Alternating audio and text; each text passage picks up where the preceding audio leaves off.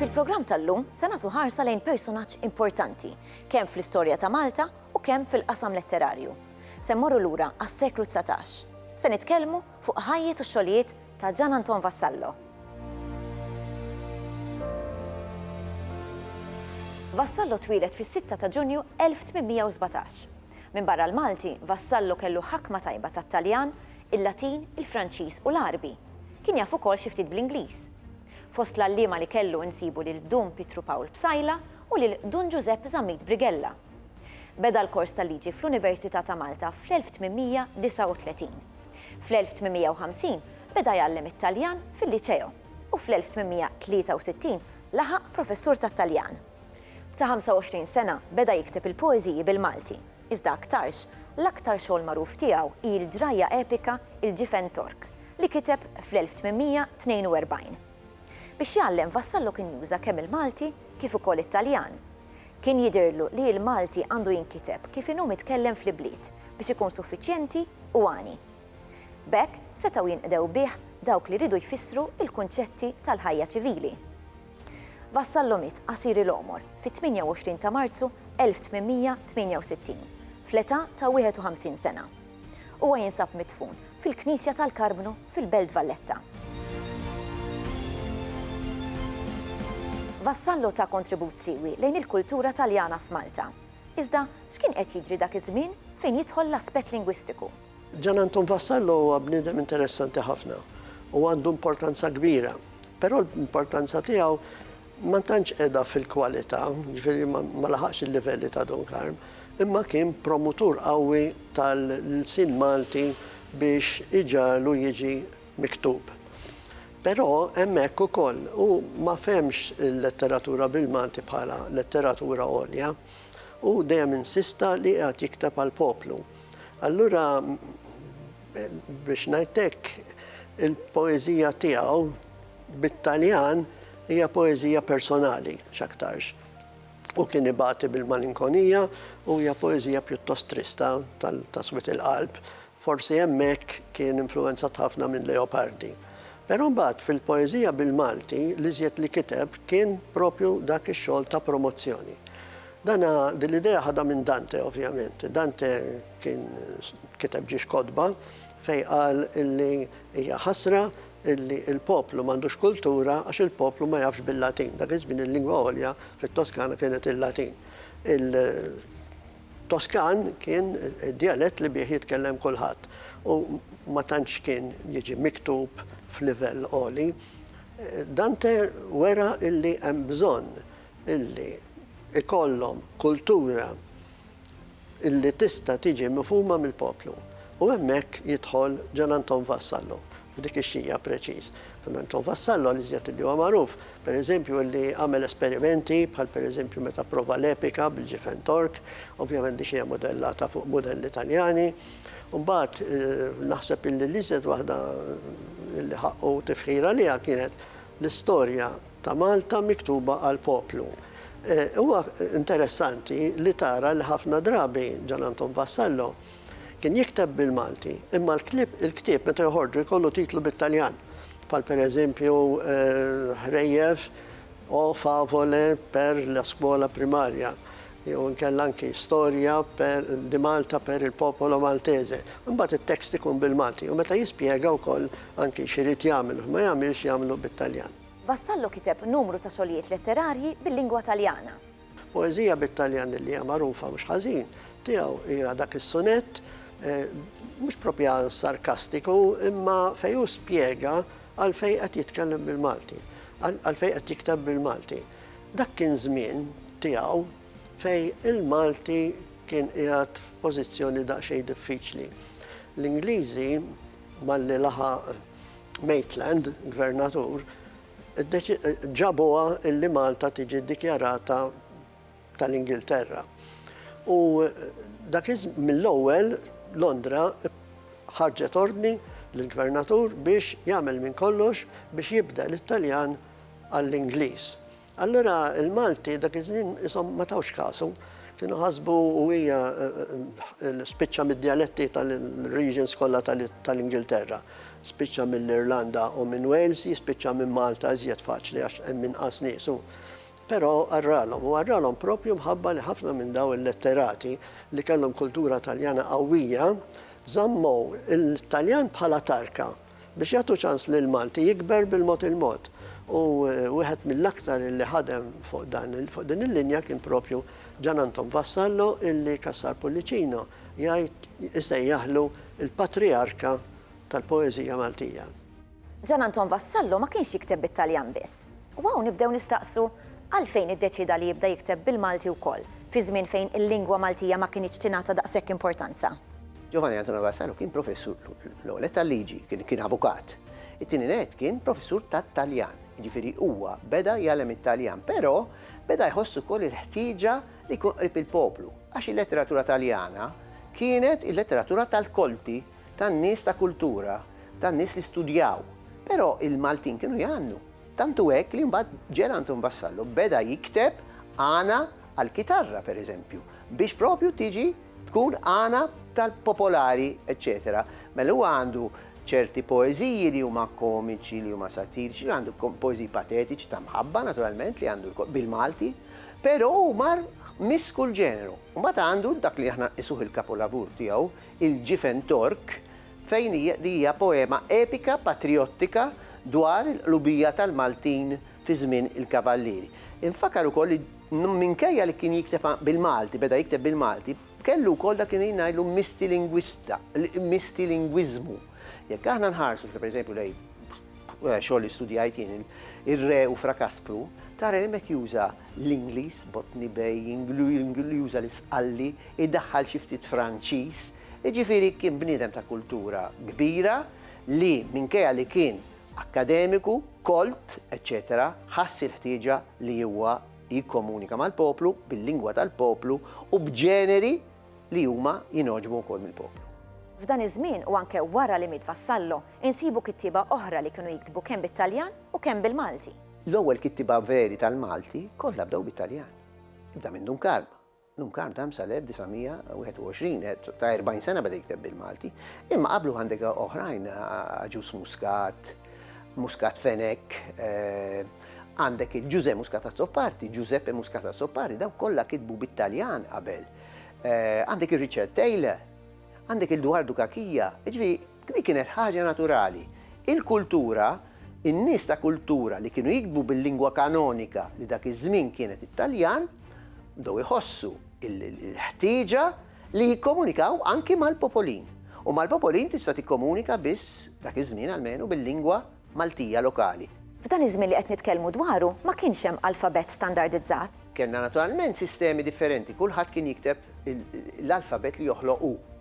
Mela nafu li għandna l-alfabet mist, imħallat, arbi u karattri latini, bħalma kien dak tar-regoli per la lingua maltese u ta' Teżan. Nafu saħansitra min Bellanti għamel alfabet sħiħ Malti bl-arbi, kollox arbi, hemm manuskritt sħiħ ta' Bellanti li huwa kollu Malti miktub bl-arbi. Ovvjament Vassalli, qed nieħdu l-Vassalli dak ħoloq alfabet tiegħu wkoll b'karattri strambi huma diffiċli wkoll, mhumiex faċli. Allura kien hemm nies bħal Francesco Vella, bħal Salvatore Cumbo, Panzavecchia, bħal Xirka Semija, all right, li ħolqu kollha alfabeti latini, l-ittri kollha li nużaw fl-Ingliż se ngħidu, però mbagħad għandek il-karattri speċjali tal-Malti, il-ħsejjes, iċ-ċe, ġ, il-ħ, lajn, ir-rajn, eċetera, jibqgħu miktubin bittri latini, però jkollhom dawk li ngħidulhom sinjali diakritiċi. Min għandu koma fuq l-H, min għandu tikka fuq l-H. Il-kitbiet ta' Vassallo bil-Malti kienu jvarjaw minn dawk ċajtira għal oħrajn patriottiċi. Il-kitba patriottika par excellence kienet il-Ġifen Tork, l-epika, l-ewwel epika Maltija, forma epika Maltija, kelli kun edna għanijiet miktubin għal propju biex jitannu fuq allura ottonarju, il-kejl tal-vers popolari li kien juża Gian Anton Vassallo, kien dak tal-għana, taratira, taratira, taratira, taratira, taratira, taratira, taratira, taratira, dik hija l-għana. Umbat, per eżempju, imma Il-vers imbagħad tal-poema epika dak tkun iktar vers sublimi, għandek silbu, eccetera. Għandek imbagħad għedna il-poeżija tal-mħabba, ta' nostalġija tal-emigrant li jitlaq il-pajjiż u ġifieri dawn huma kollha temi pjuttost patriottiċi u le għax tinsix li Ġiranto Vassallo għex barra minn Malta wkoll. U allura rax jiġifieri li tkun emigrant barra minn pajjiżek, il-bot minn pajjiżek, mill-maħbubin tiegħek, mill-maħbuba tiegħek. Allura għandek l-imħabba l-fajla li ħallejt, l-art li ħallejt, tidealizza kollox meta barra minn Malta le, kollox jidher sabiħ. Dik hija n-natura tal-bniedem, dak li m'għandniex jidher dejjem isbaħ le, the grass is always greener. U dak li għandna ma napprezzawx ħafna, mhux dejjem napprezzaw għax tkun ħaġa komuni. Jiġifieri għandek miss kull ġeneru, apparti billi kiteb bit-Taljan, anki fil-isim Malti, mbagħad faħħar il-Napoleon pereżempju, għandu mhux hekk il-poeżiji dwar il-kobor ta' Napoleon. Għandu kull tip kif rajna ftit jew ismin kollox insomma.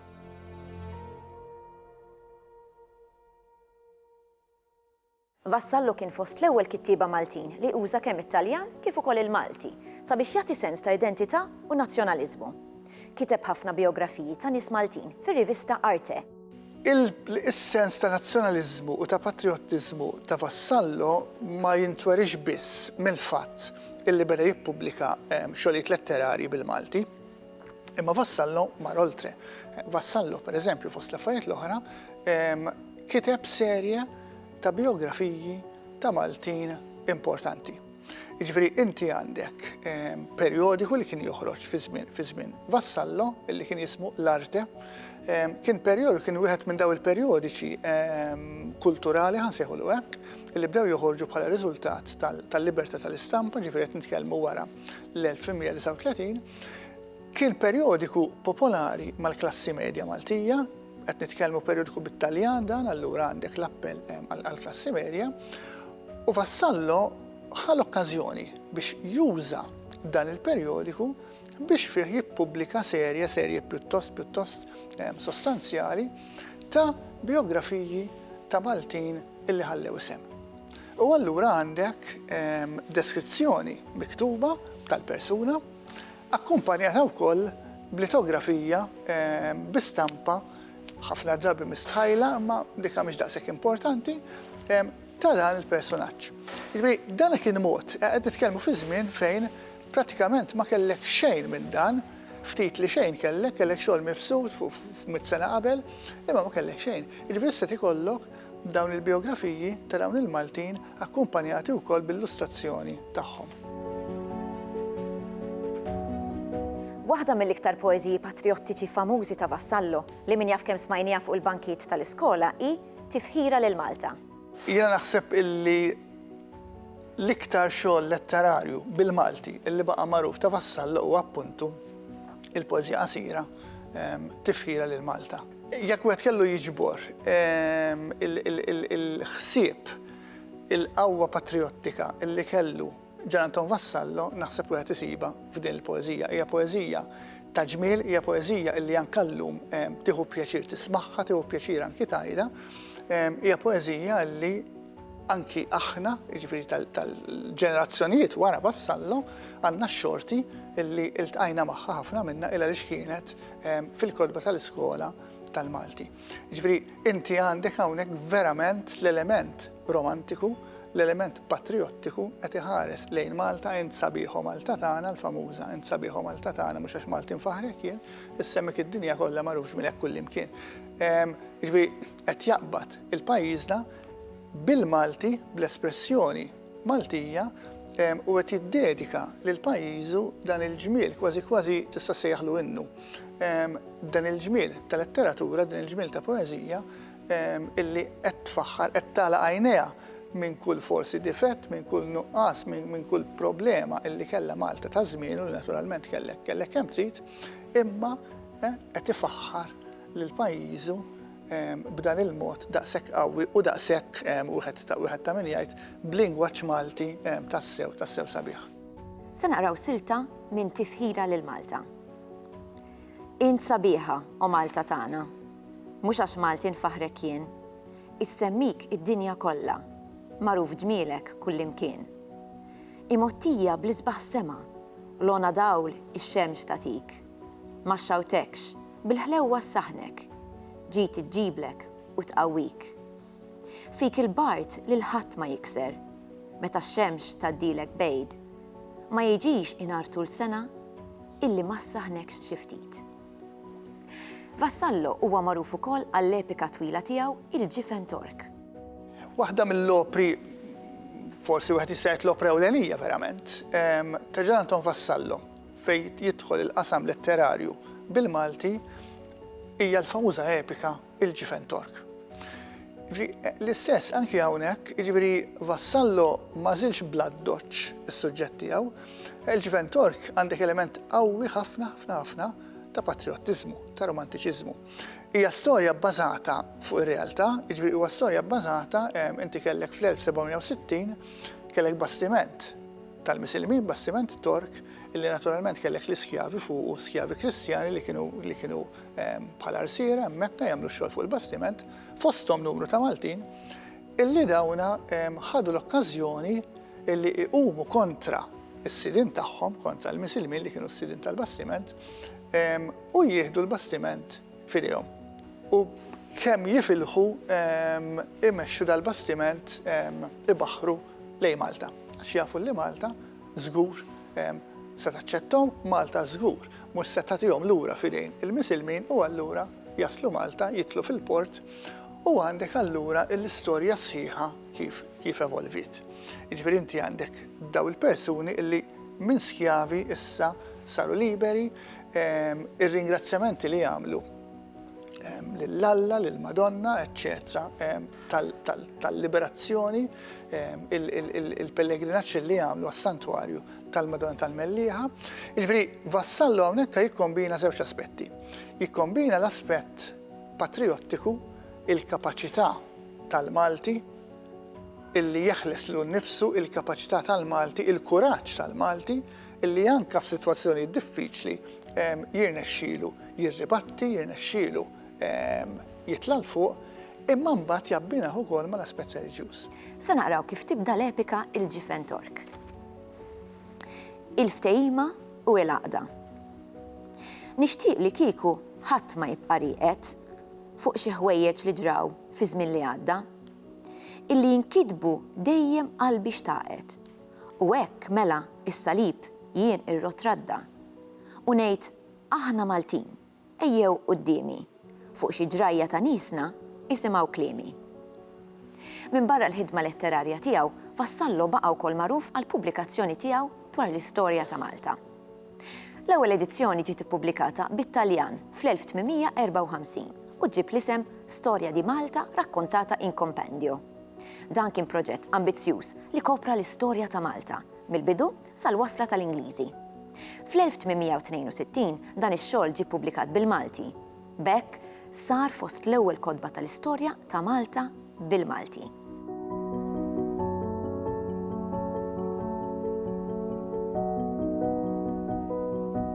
Vassallo jippreżenta ktieb bit-Taljan li kien innovattiv għal Malta, kien hemm attentati qabel biex isiru, jinkiteb storja sieħa ta' Malta,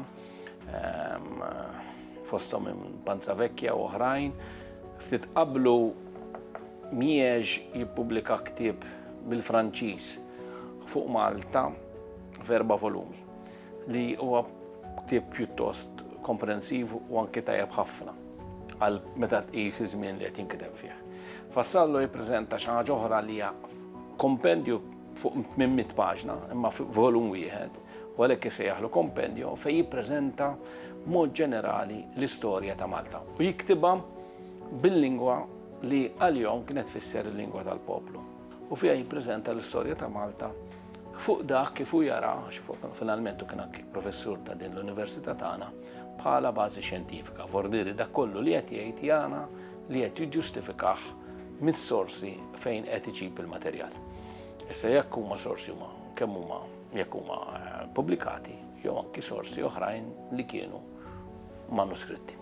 F'dan iż-żmien kien beda jqum is-sens nazzjonalistiku u patriottiku.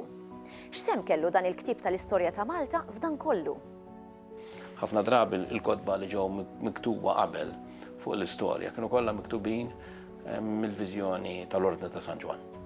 Vassallo ovvjament huwa qiegħed f'dan il-pont, vordiri waqt li twilet prodott tas-seklu 19, xorta tal-bidu tal-ewwel nofs tas-seklu 19, tipi ġie pubblikat fl-1854, Vassallo iltaqa' fit-tfulitu u anki meta kiber f'żożitu ma' ħafna nies li jgħixu taħt l-ordni. Vordiri huwa qed jikteb issa iddeċida li jikteb ktieb minn viżjoni Maltija aktar milli minn viżjoni storika kif kienet jikteb il-Borgia li baqa' jintuża u l-Verto li qed jikbu mill-viżjoni tal-istorja tal-ordni, u qed jikteb mill-viżjoni ta' Malta. Allura huwa jitlaq mill-istorja ta' Malta jitlaq. Illum nafu li huwa mod żbaljat, imma għal dak iż-żmien qed jifhem ix-xjenza ta' dak iż-żmien jitlaq mill-bidu ta' Malta li jassoċjaw mal-Feniċi, il-fdalijiet tat-tempji li kienu jidhru kien jassoċjaw li huma Feniċi, illum nafu li huma ħafna snin qabel, imma qed itina viżjoni ta' Malta, ma tibqa' sejjer jagħtina viżjoni tal-ordni u jafas ħafna fuq ir-rol tal-Maltin f'dak li qed jikteb fuq il-perjodu tal-ordni, speċjalment lejn l-aħħar għax qed jikbu issa nies li jgħixuh dak il-perjodu. U anke meta jikteb fuq perjodu aktar qodma bħal perjodu Arbi, jipprova jagħtina x'jaħsbu il-Maltin ta' żmienu fuq dawk il-perjodu. Vorret jiktebu mill-viżjoni tal-poplu, tal-Vulgos. Tul iż-żmien tinstab evidenza ġdida li kapaċi tagħtina perspettivi ġodda dwar l-istorja ta' pajjiżna. Għadu importanti u relevanti dan il-ktieb? Il-ktieb għadu importanti u relevanti u jibqa' importanti u relevanti. Ovvjament mhux il-ktieb li huwa ġa illum fih nifsu huwa miktub bit-Taljan l-Taljan m'għadux aktar lingwa tal-poplu. Illum għandek ħafna nies li huma litterati u Taljan ma jafuhx. Forsi xi ħaġa sitwazzjoni preżenti li ma kienx jeżisti fis-seklu 19. Illum huwa ktieb li qiegħed hemmhekk, għandu valur storiku kbir, għandu valur ta' militenzja, huwa ktieb li għandu valur min ħajġi l-università u ħajstudja l-istorja ma jistax ma jkunx jaf bl-eżistenza tiegħu. Jekk ma tkunx taf bl-eżistenza dal-ktieb bħal ħafna kod oħrajn, mieġu oħrajn, naħseb ikun nuqqas. Imma huwa ktieb illum li qed jiċċanilja numru ta' esperti. Kif jiġri fuq kull ktieb ieħor, vordiri ktieb li qabel kien mitqies għad-divulgazzjoni, mhux biss imma divulgazzjoni b'mod xjentifika, għax imbagħad jikteb ukoll ktieb bil-Malti għal aktar divulgazzjoni binqas xjentifika imma aktar tagħlim popolari. Jibqa' jkollu dak ir-rol tiegħu. Ovvjament saru ħafna tibdiliet u saru ħafna avvanzi fil-dik il-kitba tal-istorja, ġat qabel, Vassallo jibda ma' żmien il-Feniċi, illum nafu li mal-Feniċi Malta, l-istorja ta' Malta. Bdiet qabel, ħafna, eluf ta' snin qabel, il-Feniċi, ma' vorrik ħaxħat ħamur jaqraħ biex jitallem fuq il-Feniċi bħala tempi mhux m'għandux valur, imma mbagħad għandek affarijiet oħrajn fejn Vassallo meta jitkellem fuq id-dinja klassika hemmhekk l-affarijiet ma tantx inbidlu inbidlu f'numru setturi, ma f'dak li huma testi klassiċi, testi li kien hemm ma tantx kellna żidiet, fuq affarijiet oħrajn f'dak li l-perjodu tal-ordni espandejna ħafna aktar fuq da x'għandna ħafna materjal x'nistgħu noħorġu u imma xorta ċertu riflessjonijiet li huwa jagħmel li ħajbqa' kollhom validità u naħseb li jibqa' mhux naħseb hekk ħajbqgħu nsibuhom quoted fil-kotba tal-istorja. Issa se naqraw silta bil-Malti minn Storja ta' Malta. L-assedju l-kbir. Wara l-fattiet li għedna, it-torok bdew jaqtaw qlubhom u n-nistana għat li fost id-batit ta' kull xorta ħadu r-ruħ sewwa. Emnu bil-fidi li ma jistawx għalihom iżjed it-torok u emnu tant li huma stess bdew jgħidulhom għal taħt iswar. Wisq feraħ is-sultan meta ra ekka, iżda xtaq dejjem li tiffaċċja l-Armata ta' Spanja biex jista' kieku jibgħat lit-torok b'xeba kif imiss. Kif rajna u smajna, Vassallo ta' kontribut imprezzabbli fl-oqsma tal-istorja u l-letteratura ta' pajjiżna.